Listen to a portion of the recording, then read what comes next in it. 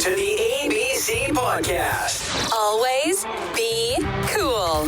The show where your hosts, DC and BK, showcase your local business and real estate pros going gangbusters in leadership, community involvement, and just being cool. Here are your hosts, serial entrepreneurs, mortgage experts at Summit Lending, and partners in crime, Darren Copeland and Bobby Kerr.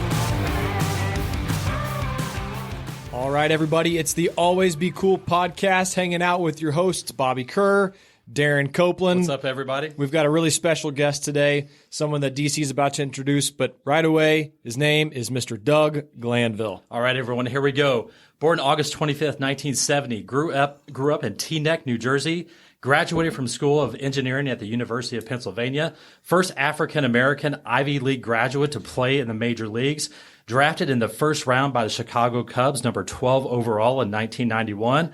He's a former MLB outfielder from 1996 to 2004. He played for the Cubs, Phillies, and Texas Rangers. And in 1999, he was second in the majors with 204 hits and hitting .325. He's currently an analyst on ESPN for Baseball Tonight, and along with being on the Marquee Sports Network for the Cubs. He is an author, speaker, advocate, and co-host of podcasts as well with Jason Stark. He is an awesome guy. He is a man of many, many talents. Doug Glanville, welcome to the show, man. How are you doing? All right. Yeah. All right.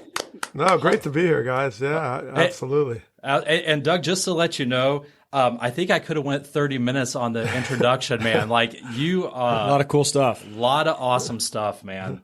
A lot of awesome stuff. A lot of jobs, man. I put on hats and then take another hat off, and it's funny because being this is ABC podcast, I can't say I was cool. It was like a delayed cool in my life. Right. I was the guy taking honors physics and stuff. So.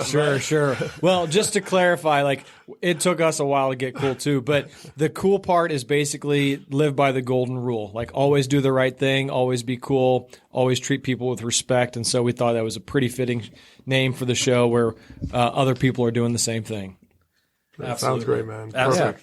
Perfect. So Doug, let's kind of start like in the very beginning, your journey with baseball, you're growing up in Teaneck, New Jersey, and you started receiving your first lessons from your brother, Ken. Is that kind of where your love for baseball kind of started as a child?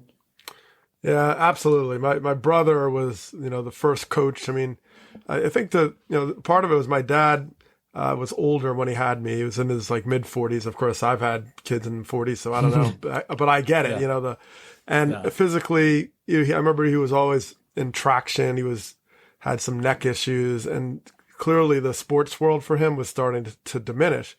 But then I have this older brother, 7 years older, and he took a love of baseball early on.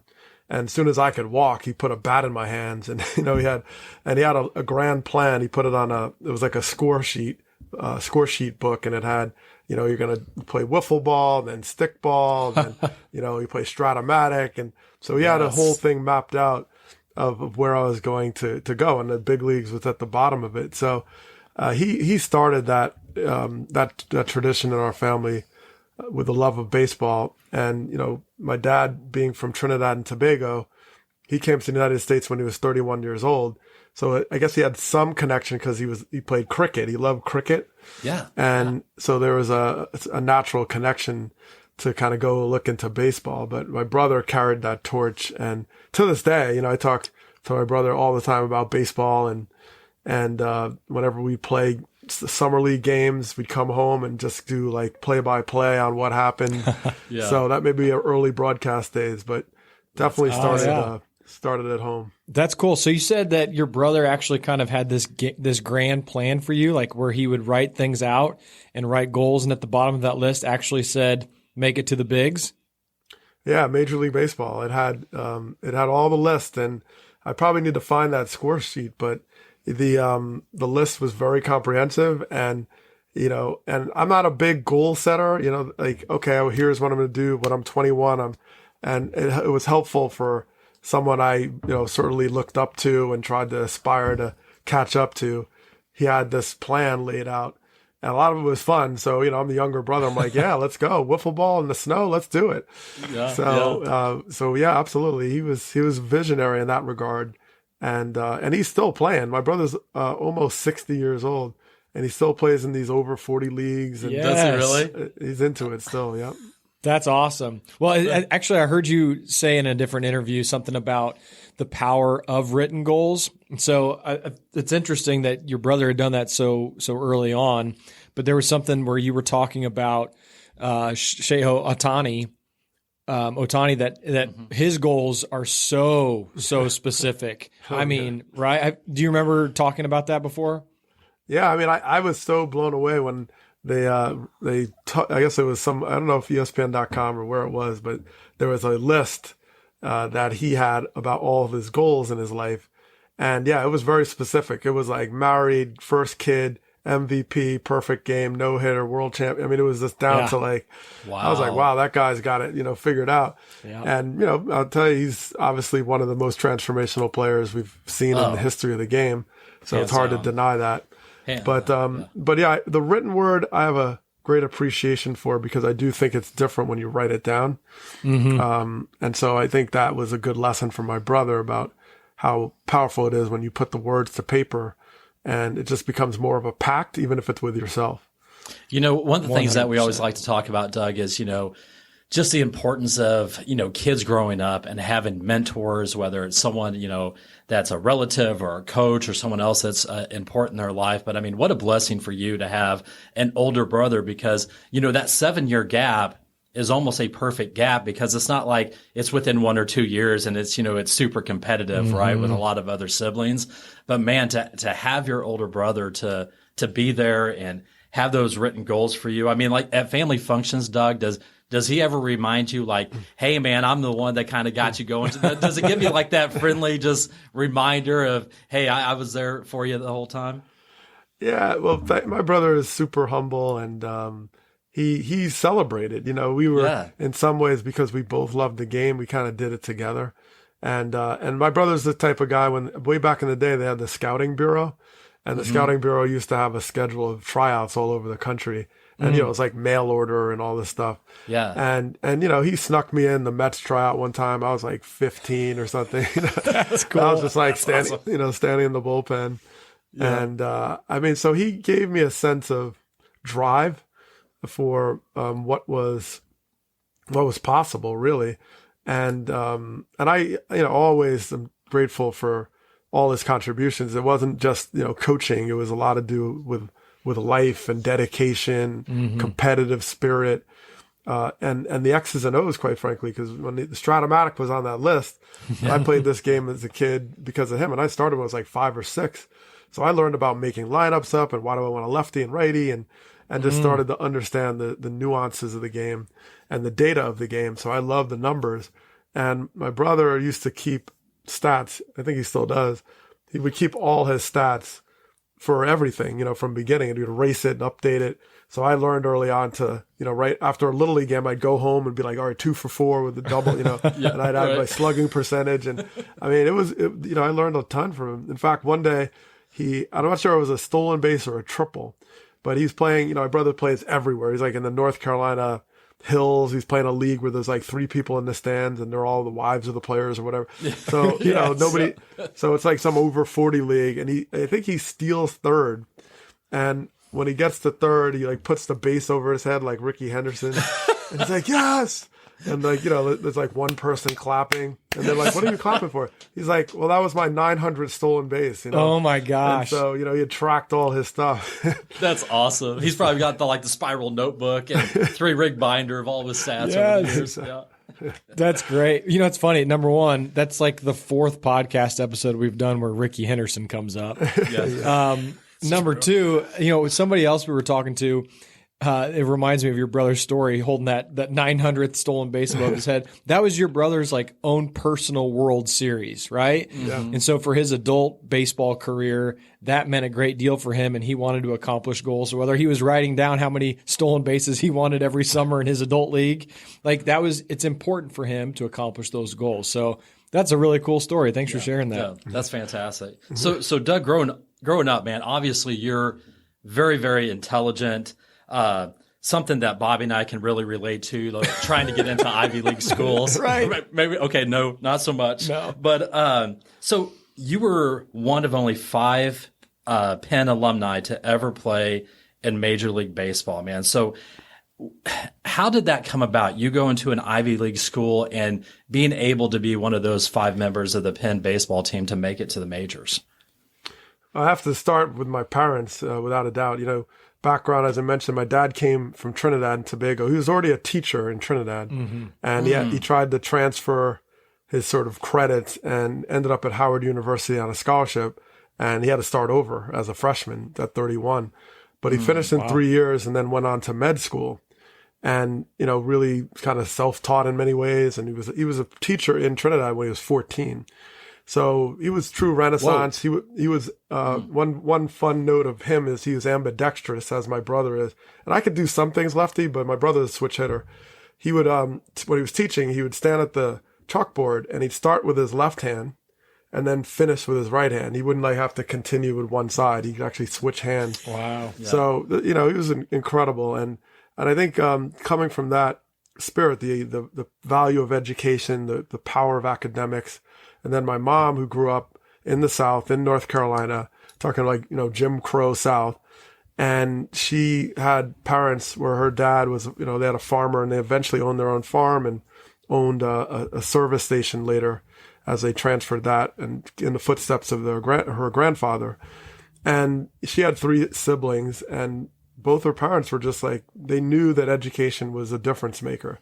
So she ended up going to Hampton University and then worked in the summer to save money to pay for not only herself, but her sister and her brother, who also went to Hampton, and her younger brother eventually went to Howard. So they were very committed to academics. So I think from the time I knew that there was a possibility I could play baseball in college, it was already set in stone and certainly in my mind that, I wanted to go to a school that was strong academically, and that was still the priority. Because even if I had this great career, I didn't know what was next. You retired at 35 or whatever it was. And now you're like, now what? So I don't care if you're sitting on a mountain of money, there's things you want to do, and life is still coming at you, kids and all these things. So I wanted to be sure that I had some options, and I understood that there was other passions in life beyond baseball. And so they gave me that focus. And so when it came down to, okay, where am I going? I liked the Ivy Leagues. I did some summer programs at Princeton, and I liked the fact that there wasn't a huge schedule. It was 40 games. It's a little fall ball, but the priority was getting your degree. And we had good teams. We won the division 2 years in a row. 3 years in a row, went to the tournament. But at the same time, I was able to get my engineering degree. And it was tricky because when I got drafted, I was like, I wasn't finished yet. So I had to convince the Cubs, everybody said, look, I'm going back in the fall to make sure I graduate. And eventually they were like, yeah, they were late. They knew I wasn't going to, stop on that. So I was like, all right, as long as I can graduate, that's cool. So definitely my parents set that tone, and, I'm glad I made that choice. It was, it helped me so much in the transition from my career to my post-career. And God willing, I'll be having a longer post-career than a career. Right. Well, let's keep talking about that, because I've heard you and I've read some things that you've said about the deep importance of diversification and the importance of having more than one love, and whether that's your professional jobs or your hobbies, that diversification is so important. And you said that it gave you options in life, right? Making sure that you're focusing on the degree and not just baseball. So maybe stay in that arena a little bit and talk about diversification, how important it is to a person's success. Certainly starting at home for me, it was the sense of being well-rounded was always there, and the balance. And although I have a great appreciation for someone who's singularly focused and, becomes the greatest, cellist in the world. And I understand that there are periods of time, even in my career, where you had to be more singular. I remember playing about 500 games over 2 years between spring training, winter ball, postseason, regular season, back to the winter ball. So I do know that there's times, but I also understood or believe strongly that, it's important to expose yourself to a lot of different options and avenues, and be open-minded to the possibilities, especially something as finite as professional sports. So I think, and I look at kids today. I have 4 kids, and you're trying to we'll play baseball, but there's travel club and alternate uniforms. And, it's just it's hard to just casually engage and just find the love and play with all different skill sets and skill levels, and learn that empathy that, okay, this guy might have been picked last for the kickball team, but it's important how we figure out how this player can be a good teammate. The fact that everybody feels like they have to always play at this elite level, the elite level of the highest one that they're at all the time is really tough. And the fact that where's the break? The fall, you're playing in the spring, you're playing in the winter, you're playing in the spring, in the summer, and it's just one sport. And I always love okay, yeah, I'm playing Stratomatic now, but I'm also playing soccer and basketball, and just opening up to different things. To in some cases, people get burned out when they're that focused when they're 10, and so I do think that translates to life itself. Just being able to be open to a lot of things and try different things, and I think that's helped me a lot in not only when I retired to when I found the next chapter. Being open to it and not thinking that, this is all I could ever do. Because when you have that feeling about yourself, then yeah, I get why steroids happens and all these things happen, because there's a sheer desperation where you're running so fast from defining yourself in any other way than a ball player. And I think when anybody's backed into that kind of corner, you take desperate measures to sustain it and keep it going.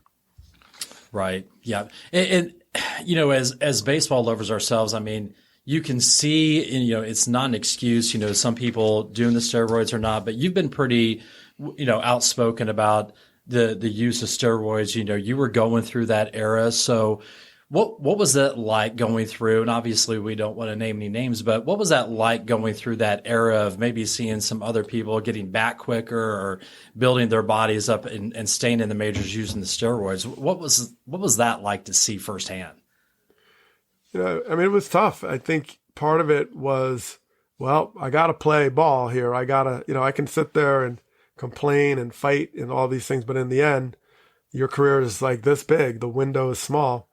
And I have to take advantage of it by focusing on what I have to do. And the fact that this guy's throwing 100 miles an hour at 40 years old, what am I going to do? I got to still hit this guy, right? Right. And I'm trying to beat out guys for center field or different positions. And I know that there's some competitive advantages that they're leaning into. So there was a lot of frustration, but at the same time, I also knew that, I couldn't get caught up in what choices they were making, to the point where I wasn't, executing what I needed to do. And although the playing field was tilted, it was, I did the best that I could. And I know when I retired, I was like, I had an authentic career. This is the best I could do. And I know sometimes people look at the numbers like, this guy versus that guy. It's like, is that really a fair comparison when someone, took steroids it's evolved over time how I've come to understand it. And I do know that these environments sometimes support it or, encourage it those are stronger words, but also just it's part of a hyper competitive environment where people are going to do everything to find an edge. And that's not shocking. And let alone the desperation of holding on to your job, or you get hurt and you're trying to come back, all those things that make you more susceptible to cutting corners. But I always go back to my dad and Trinidadian phrase, shortcuts lead to long cuts, so. That's good. I love that. That's good. I'm writing that down. I love that. That might be right up there with our other buddy, Sean Casey, who is on the MLB network, right? And he has a great saying that it's okay to suck, but it's not okay to skip. Yep. Right? Yeah. So you might have an off day or game or workout or a day in business that you might not be at the top of your game, but just don't skip by doing the right things. Right.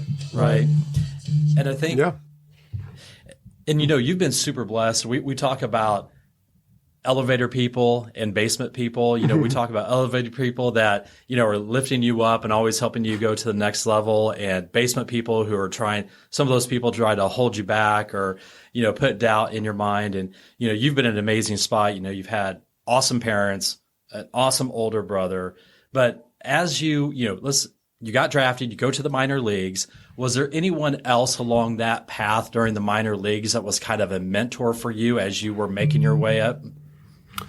Well, no doubt. I mean, my parents, and it certainly started there, and sustains. As my mom is 85, thankfully still with us. I lost my dad about 20 years ago, but those lessons echo even when they're not here. Mm-hmm. But along the way, a lot of it was coaching. You think about coaches, and I always think of Gene O'Reilly. He's a coach for summer ball. Played for the quote Teaneck Lancers. That was like a prestigious team to play locally, and my brother played. So when I got a chance, I was like, "This is amazing! I'm on the Lancers." So I think of a lot of coaches. I think of along the way, whether Tom Gamboa was my coach in Puerto Rico in winter ball, and the lessons that stuck from some of the coaches wasn't just about baseball or how to play center field or steal a base.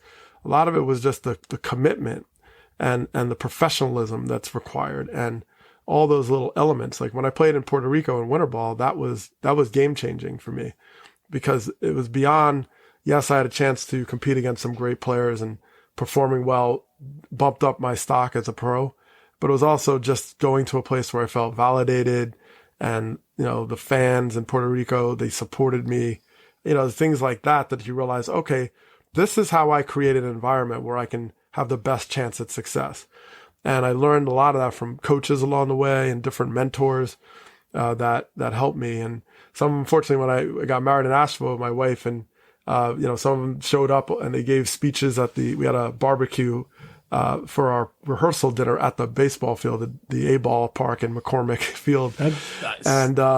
And so Lenny spoke, Vukan Vucic, my professors in engineering in college. Wow. So all along the way, there were just touch points and often people that directly lend a helping hand. And, very quickly, you can't do it alone. I like what you said. You said lessons echo, because we've all got people from our past where things that they've said or that they've done and that we've watched have resonated, right? And it's a lesson that just continues to echo in the back of our mind or our hearts.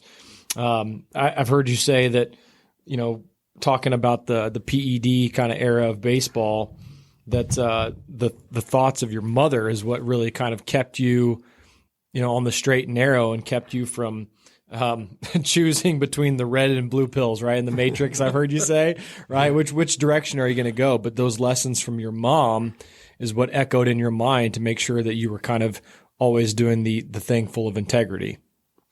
It was important. I mean, it was important to finish your career, play the best you can, know you gave an honest effort, and not look back at that. And there, just like with Sean Casey, there's days, I was bad, right? Mm-hmm. But there was days I felt terrible and had 4 hits. I don't know what, challenges you could rise up to. And I think that each time you face those organically, I felt like that was just strengthening me, because, I can be good even when I'm not at my best. I can, figure out how to be a good teammate in circumstances that surprise you, and all those things. I wanted those lessons to reach me unfiltered and not through this layer of sort of shortcuts or these layers of, well, is it me who's hitting the ball, or is that me on steroids, or is it, so it was an easy choice for me. And I think, to not go down that road. And I know that there's a privilege in why that was easy. I didn't, I had parents that were super supportive, and that was a point of emphasis. I had a great example in my brother.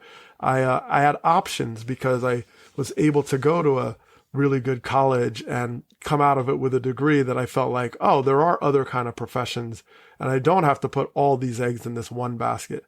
I could go for it and do the best. And then when it's over, I can feel like I have this kind of future. I mean, all those things were certainly privileges and advantages. And that's why I have some empathy. When you see players grow up in the Dominican Republic and, as some of my teammates, and not have running water, and their father's working in the sugarcane field, and their career is leveling out in AA. I mean, you could, that gives you a little more understanding of, okay, I can see how someone can feel a certain pressure to do whatever it takes. I think empathy is still important. It wasn't just about greed and money and breaking records, although that was part of it. Good point. It was also about insecurity, fear of what's next, and sometimes just straight up exploitation. Young kids getting exposed to these drugs when they're 16, 15, 14, and someone who's taking advantage of them. So there's part of it. And so despite, my strong stance on this wasn't right, it's important in anything to still have an empathetic ear, because the lessons are in there, right? The lessons for all of us are in there. Because as soon as you think you're invincible, I would never do that, I'm above that. As soon as you get in that mindset, you're in trouble. You're in trouble because that's when you're going to fall, because you're not open to the lessons. And the lessons aren't just for you, they're for everyone. That's an absolute gold nugget. It is. Because the empathy of, thinking some of these guys coming from the Dominican, Puerto Rico, other countries, that they're coming from probably a long line of poverty, right? So they don't have, degrees to fall back on and some of the other family systems to fall back on. So, you could absolutely understand, see where they're coming from. As you said, when they're plateauing at AA or somewhere in the lower minors, man, that's a whole different ballgame, because it's kind of either make it or break it for them and also several members of their family. Yeah. Well, imagine if you're, you're a Dominican player, or a person from Latin America, and your family legit might have had a concrete structure for a home, maybe, right? And are you really that concerned at that point? Well, let me back up. A lot of people, the conversation is, well, how could they tarnish a legacy by doing something like that? Well, if that's your background and if that's where you're coming from, is legacy on your mind, or is survival and longevity on your mind? Right. And so I think that's why it's an interesting perspective. And I'm glad you brought it up, because it is easy for us to play armchair quarterback, especially for us, and say, oh, it's not the right thing to do. But if that's your background coming from, are you more concerned about setting up your family for generations, right, to get paid? Or are you concerned with, the legacy of baseball is going to consider me in a different kind of light? So that's a really interesting nugget. So thank you for bringing that up. Absolutely. Yeah, and I think we saw even players that may not even been from that circumstance still throw legacy away. That's correct. Because that's the other side. And sometimes there's, a selfishness to that. But yeah, when you play long enough and you see players from so many different backgrounds, you do have a different understanding. I think even when I wrote some of my very strong stated opinion pieces about steroids or the Hall of Fame or Bonds and all these figures, when I've written about it, it was hard. It was hard to write, because not just because, people I'm going to get in trouble or something like that, but I'm still thinking through the choices and sort of being in that environment and thinking of the, case by case components of what goes into that. Sure, of course, as a player, it affects me in the playing field and all these elements, but I think it's still important to understand as much as you can on how these choices come about. And then from there, you can try to create, stronger policy, try to make a difference that way, make sure that you have support systems for these players that are, 16 and coming out of a place where they don't have a lot of support. And then they're influenced by people who have their own agendas and don't care about their health or their well-being. They just want the immediate gratification. And that exists as well. So, but yeah, I'm hopeful that, we've made a lot of strides in addressing PEDs sure. But it's something you always have to be vigilant, because there's always some new flavor of the week. Yeah. And no matter what decades, throughout baseball, there's always something, right, that people were trying to use to get an edge. Oh, sure. Way back in the day, whatever that, whether it's substance or anything like that. So, that kind of transitions us to, having some teammates and other guys that might be in the clubhouse that are looking out for you. And in the past, you have mentioned that both Sean Dunston and Gary Maddox looked out for you in the past. Can you kind of collaborate, expand on that? Yeah, no question. The mentorship is such a big part of baseball. Of passing anything, down yeah. of anything, and baseball has this natural connection to it because you're playing every day. You're in a small group, you're traveling together, And there's a lot of old school traditions. You call them unwritten rules, whatever you want to call them. But the idea that you're passing down things that aren't necessarily like written in stone, but just cultural understandings, sportsmanship, respect, all these things that you learn, not just from, playing how to, know that there's 3 outs in a half an inning or something, but because you are understanding like how to play the game from some of the experienced players that have been out there. Sean Dunston was one of those figures that often pulled me aside and talked me through a lot of things, just the dynamics of just being a pro. I remember watching him have back surgery, come back, pop up to second in spring training, and I'm too busy. I'm looking at the ball up in the sky and look down, and Sean Dunston's at second base. I was like, wow, that's amazing, So I was like, there was just no excuse after that point that you need to hustle. Mm-hmm. You need to play hard and hustle. So that was big to see. And along the way, various mentors, definitely touched me to give me that sense. And, I just remember going to spring training, and Chuck one of my first spring trainings in the big league roster, Chuck McElroy, these guys were like, oh no, you can sleep on the couch. Don't even pay us for rent. People looked out for you. And then when it happens that you become the veteran, you pass it on to the next. And I remember talking to Chase Utley, and Chase Utley was like, I think he got sent down, just like I did one year in 95 or 96 back to AAA. And Mike Morgan pulled me aside and said, hey, if you do what you have been doing up here in the AAA, you'll be right back here. Just keep working hard. And when Chase got sent down once, I said the same thing to him, just saying, hey, this is, I'm an old man now. So, I'm the 25th guy on the roster. So just come take my position. It's fine. Just work hard. You will get here. But you just got to go down with a positive attitude and come back. And, so it's always nice to see that you care about the game and you want to preserve it. And so you pass it on through mentorship. Sure.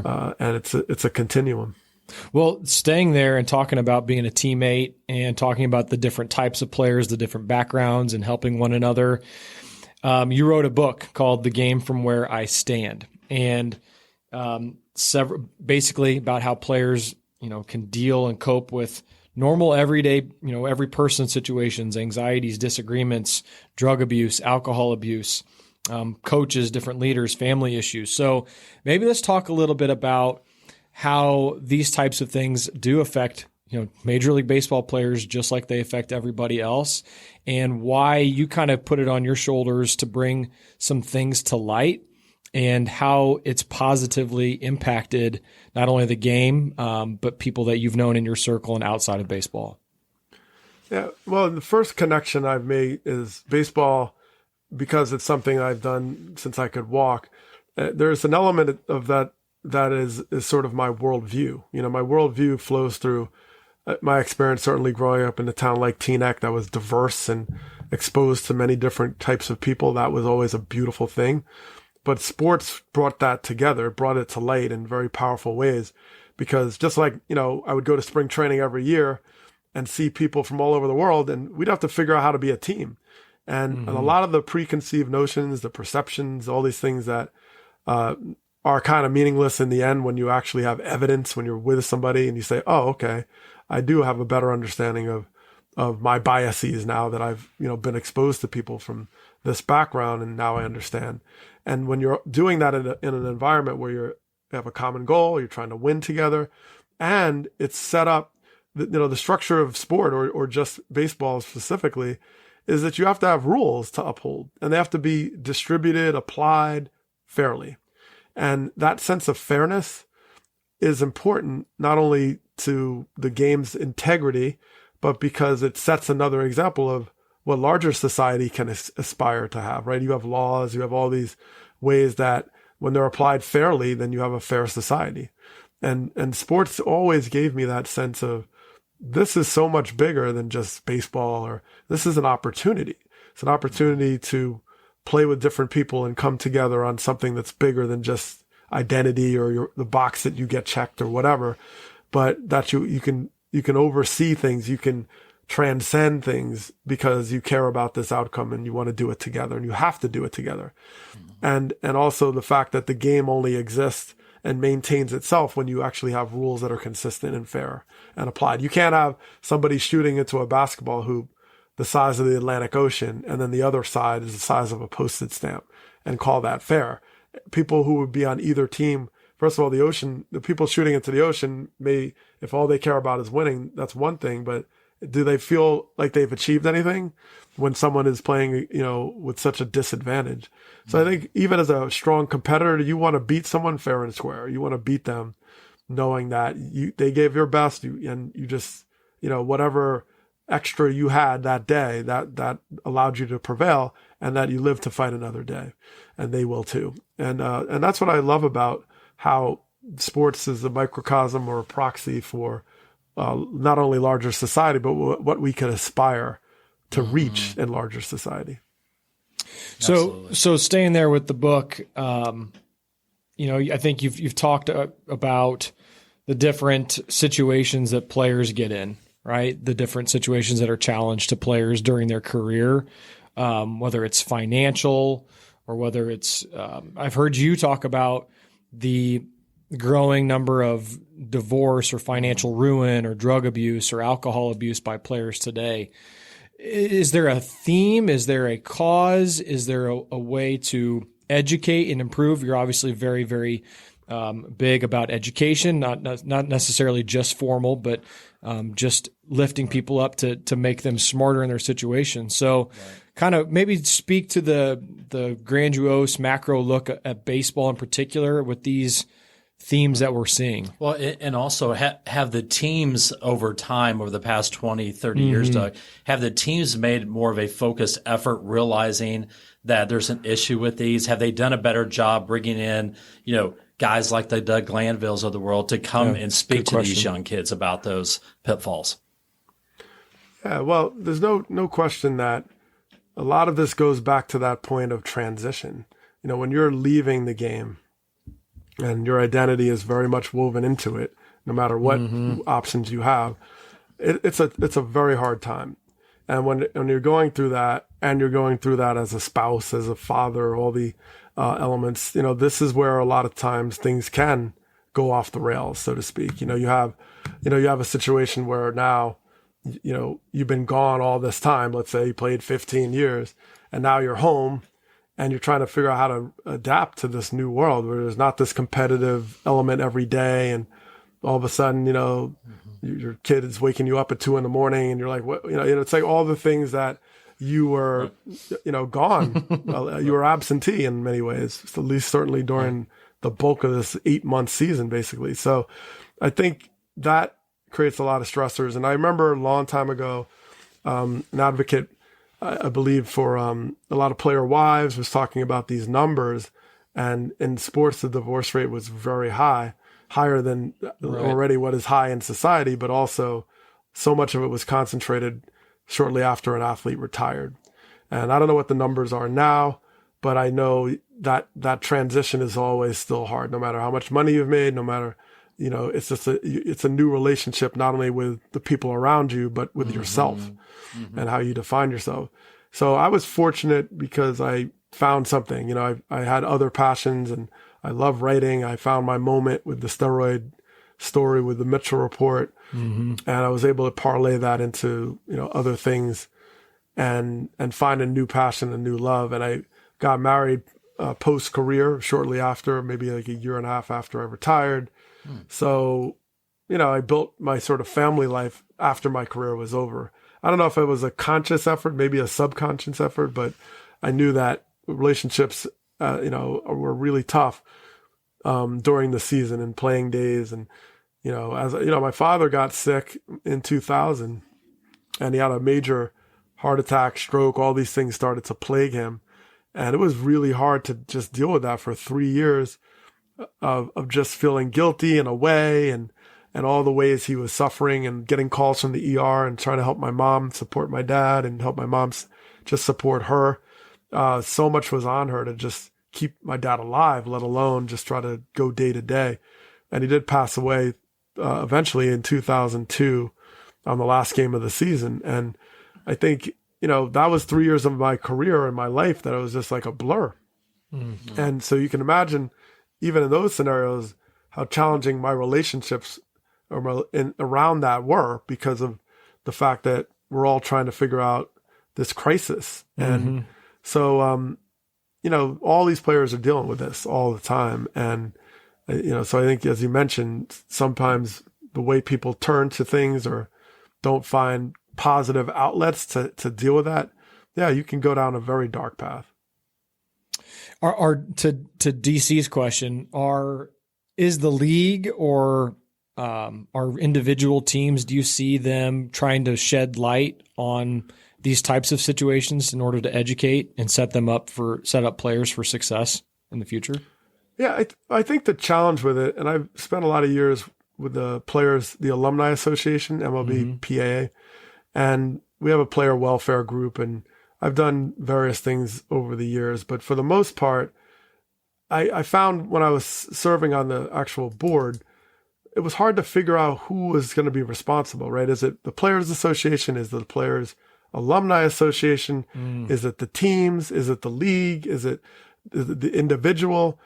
I always felt like that kind of constant merry-go-round of like, how do we partner on this, has always made it a little tricky to come up with something that sustains. And interesting, and so there are programs, MLB, PA, the alumni, have MLB Clubhouse, and they try to support. There's life skills and transitional services to help.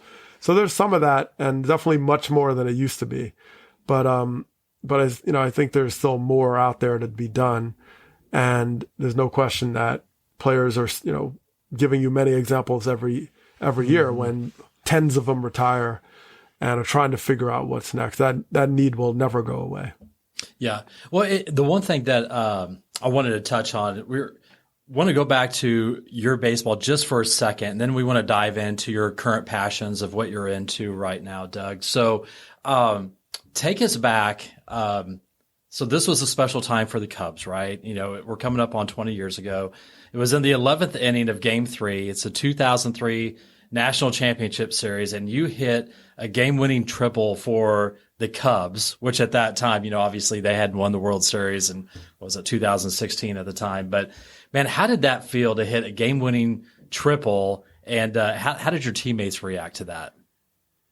Oh, it was amazing. I mean, it was amazing, and I think part of it was because of the journey to get there. Because that season, 2003, I signed with Texas as a free agent. Okay. And I got hurt within the first 2 weeks of the season, and took me 2 months of rehab. And it was one of those moments like, a hamstring injury. I don't know. This might be it. Because I was getting to be an old man. I was 33. And so I came back. I was able to come back.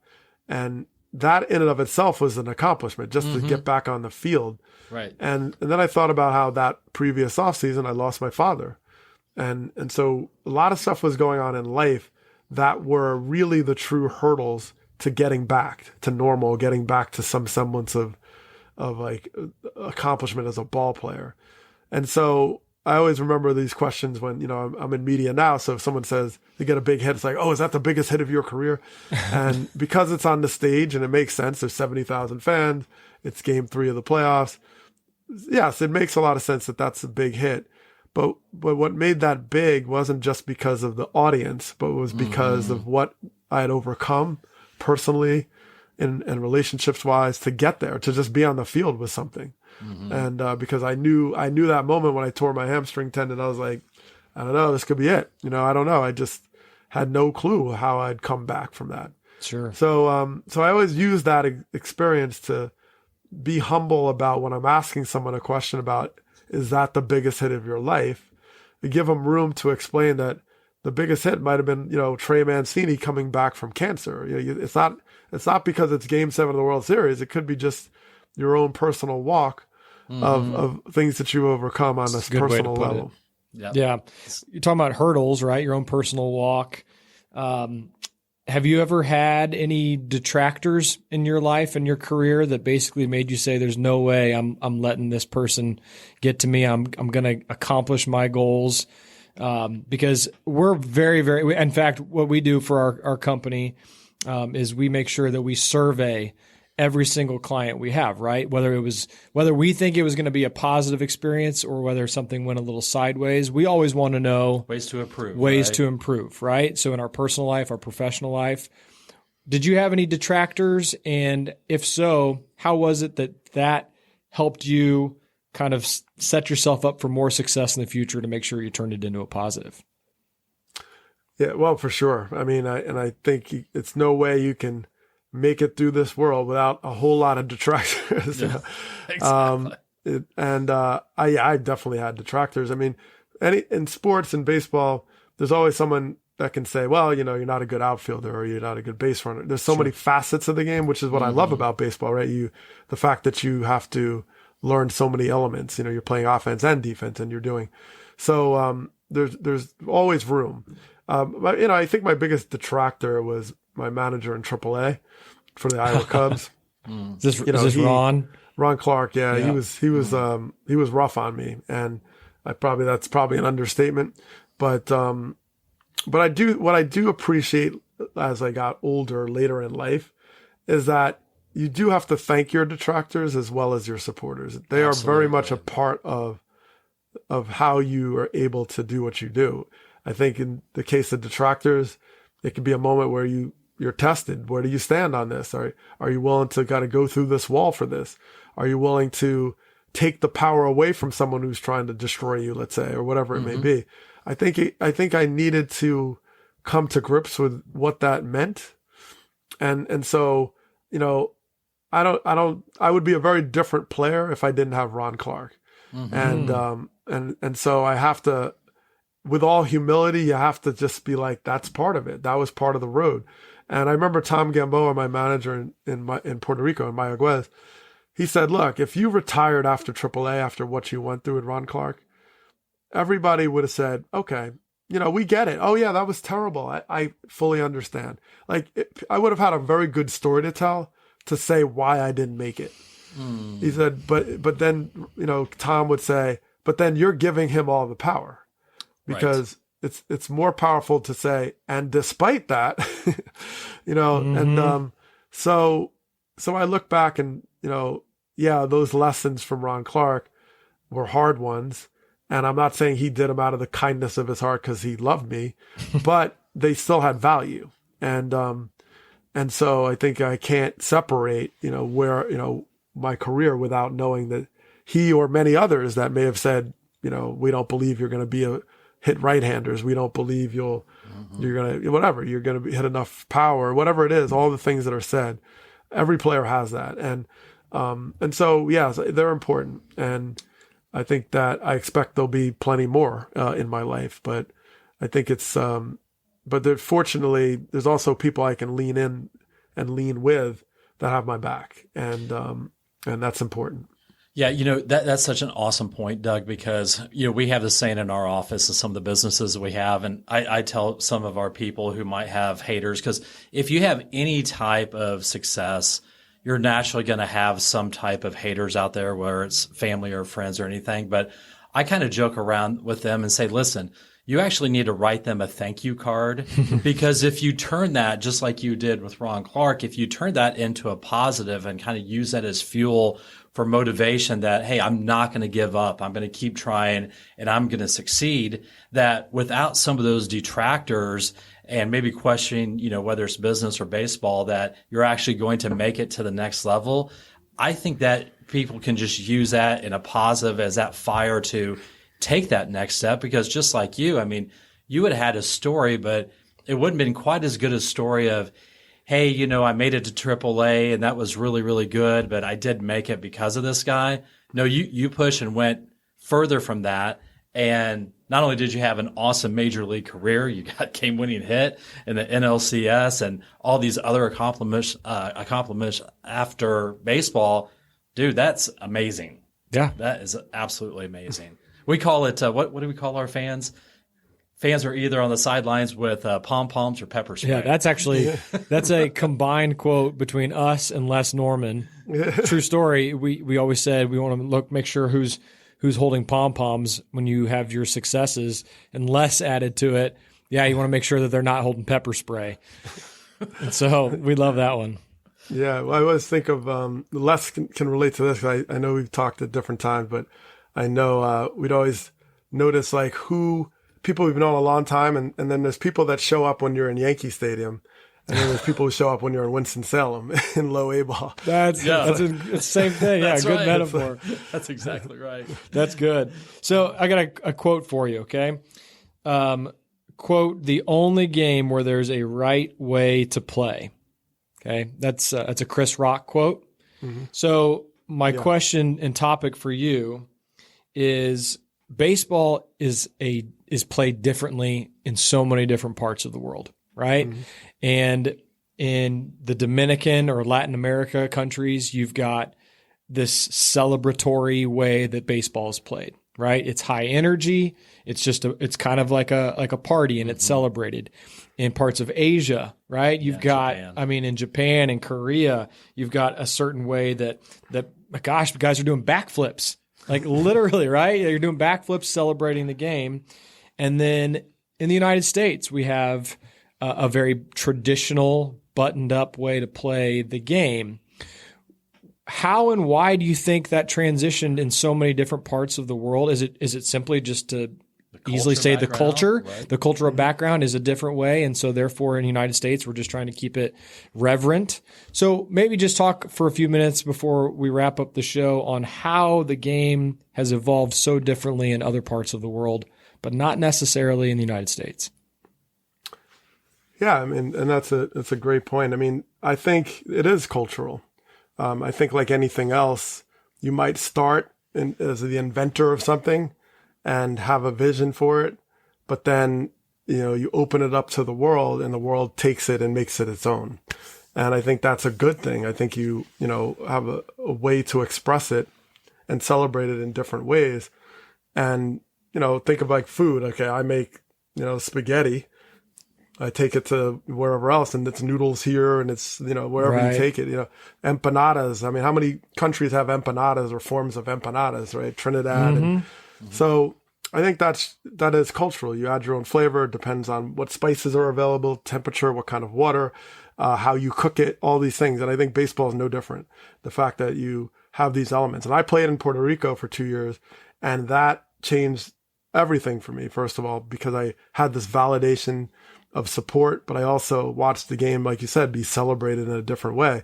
Eventually we had like a salsa band and we had, it was just a blast and it, helped me come out of my shell in some ways, even though I still played my style and, I wasn't flipping bats or anything, but I just had a certain inspiration from being in Puerto Rico. And so, so baseball in America, maybe being kind of the more original form of it, also has that reference point to look back and say, oh, this is how it started. And we kind of holding on to things in a certain way. And sometimes that's out of fear or out of whatever. But now the game with players, 30% of the players are from Latin America. And, I think that's sort of the tragedy of the Fernando Tatis Jr. story, because he was a guy up until this point was the transformer in many ways. Like he came on the scene. It was like, I'd never seen a young player have so much of an impact on veteran players saying, oh yeah, that's okay. I just never seen that, and not only just on the field, but in the collective bargaining room, they're negotiating for pre-arbitration money saying, hey, these young guys are this good and they need to be paid. Are you kidding me? Back in the 90s, and they'd be like, what? Nobody was looking out for the young guys. Right. Yeah. No. You pay your dues. Yep. And I'm not saying that's like wrong, but that's how it was. And I think, and it's not just Tatis Jr., there's a lot of incredible young players that are productive. So I do think that the game was, or has been slowly kind of, all right, let's try to like loosen up a little bit. And to get the younger generations of fans, you kind of have to, if that's what you want. Baseball is always skewed older. And look, I love the storytelling. And so, I'm in my element. But I do understand, like, to grow the game, to sustain the game, you need to still have some appeal. And the biggest appeal is 23-year-old Juan Soto's of the world out there just having fun and dancing and around the bases. So be it. So I think that's it should be, if this is quote America's invention, and now it's representing all these countries coming together because you are saying you're the best in the world, then you should embrace the world. And really, and if you're going to do that, then you will have a very diverse set of of ways you declare something, quote, the right way. You'll have a way that's for all of us. And I think that just makes the game greater. Exactly. Well, and also, having a great game, but the younger generation, this is such an old statement from our perspective, but the attention span of the younger generation with the social medias and everything like that, we got to keep them involved with baseball and keep it moving a little bit quicker so they stay, engaged and want to root for these guys like the Juan Sotos of the world. So, also we want to be very mindful of your time, but like if there's one good piece of advice that you could give our listeners, Doug, what would it be? What would be something, from the heart that you could give to advice of some of the people that are listening to today? Yeah, I don't know if I have that. Trying to think of the best sort of silver bullet advice. I mean, I look at my life and I look at today, and I think there's some things that are heartening, and that you're seeing different people, different kinds of people, different walks of life, find a voice in throughout society. Mm-hmm. And I think that's important. If I live through what I believe is the best of baseball or at least what I've learned from baseball, it is this power of bringing people together, what a team truly can be. I think that's the most enduring lesson that I appreciate the most. And probably what I enjoyed the most of the game was coming into a locker room and watching, Turk Wendell from, wherever he's in Colorado, right, connect to like Yorkis Perez and look out for their kids. When 9/11 happened, we were all in Atlanta and, we were all feeling something, and it didn't matter where you were from, didn't matter. We all kind of looked out for our families, each other's kids. And I think when you have these moments, and you have a lot of them in sports, that we shouldn't hide that from seeing it as a possible way to be a great lesson for larger society. And so I'm a big rejecter of stick to sports, right? Mm-hmm. Like I completely Dikembe Mutombo kind of feeling about it. Yeah.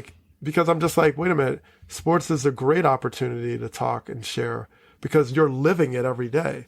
Yeah. You're playing with a guy next to you that grew up 10 years earlier than you and is from a completely different country. And yet you're like embracing because he got the game-winning hit. I mean, that is a great lesson. Yeah. And it gives us so much more patience with people and understanding and really thinking about what actually matters. Is it his skin colors? Is it religion?